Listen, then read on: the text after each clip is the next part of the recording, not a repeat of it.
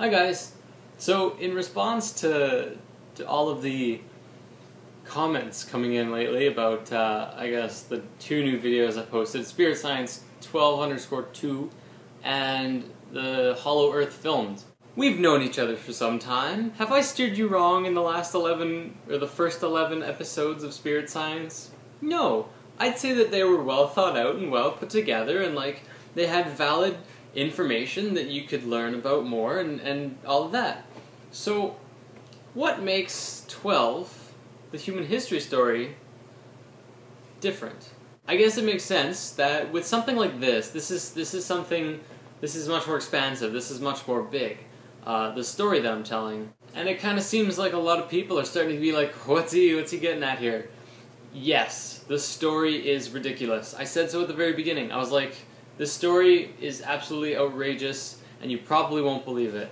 But I want to stress, just keep an open mind, because as the story unfolds, there's probably going to be 4 or 5 human history stories, but by the end of it, it's going to fit really well with what we currently know. So I want to say, if you're going to be watching the human history story, just take it like a story for now. You don't have to believe any of it. I'm not here to tell you to believe it. I'm telling you this is what Thoth and ancient texts tell us. And I think it's really cool. So the story itself, it gets really intense, but it starts like making sense. Like for example, I'll give you a little heads up for the next one, I guess. The Merkaba experiment that went catastrophic 13,000 years ago, that's still at the bottom of the ocean in Bimini.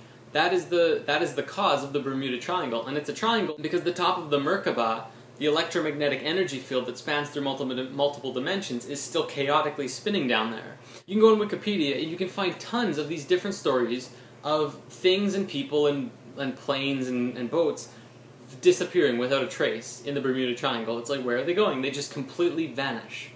They're being sucked into different dimensions through the unstable Merkaba. Another example, the Martian race almost died out, but they were pure logic beings.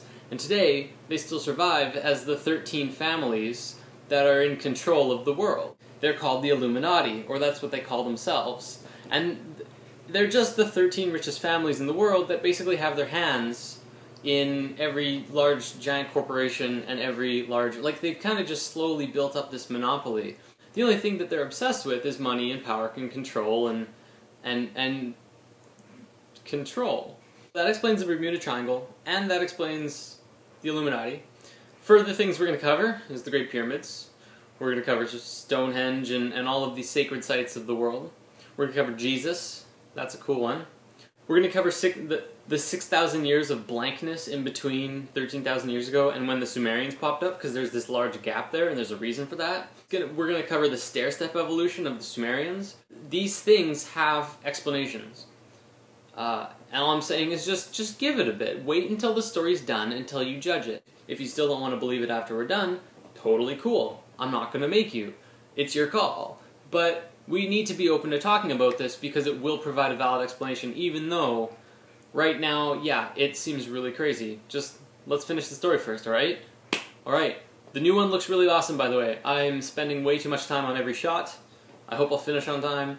But it looks beautiful. As for the Hollow Earth theory, someone posted that video somewhere, I don't remember, and the link literally disappeared after I took it. And I found it, and it was this video that I posted, and it was all in like Russian or something. And when you translated the description, it gave like a description similar to what I posted on that one. So I was like, this is really cool. Like, this should be discussed more. I posted that up and was just like, guys, this is kind of neat. What do you think? And here's like a video explaining it. The Hollow Earth HD, whatever it is. I think it's really cool and an interesting concept. And I want to tell you a story about that because something happened recently that was also really, really neat. I was checking my YouTube emails, and the same day that someone first sent me the Hollow Earth 3D, like the explanation, that was like maybe a week ago or so, I got an email also from a guy on YouTube saying that he was being pulled out of his body, like what happened to Robert Monroe, like 3 or 4 times a day. So I sent him a message and we started talking on Skype, and I was like, listen, here's this video of the Hollow Earth, watch the video, see what you think, and then the next time you get pulled out of body, go to the North Pole, and just see if there's a hole there, because I'm curious. I want to know about it, right? So he sends me a message. He gets back to me like a few hours later, and he's like, "Dude, I went to the North Pole. There's a serious hole in the top of the planet." And I was like, "What? What?" We started talking more, and he didn't go in it the first time, but the next day or 2 days later, he got back to me again, and he was like, "Dude, I went in the hole." I was like, "What did you see? What is it like?" And he verified. What he said was that there was this giant glowing light in the very center of the planet, and according to all these channelings, like Adamus talked about this once, and he said that it was a giant crystal.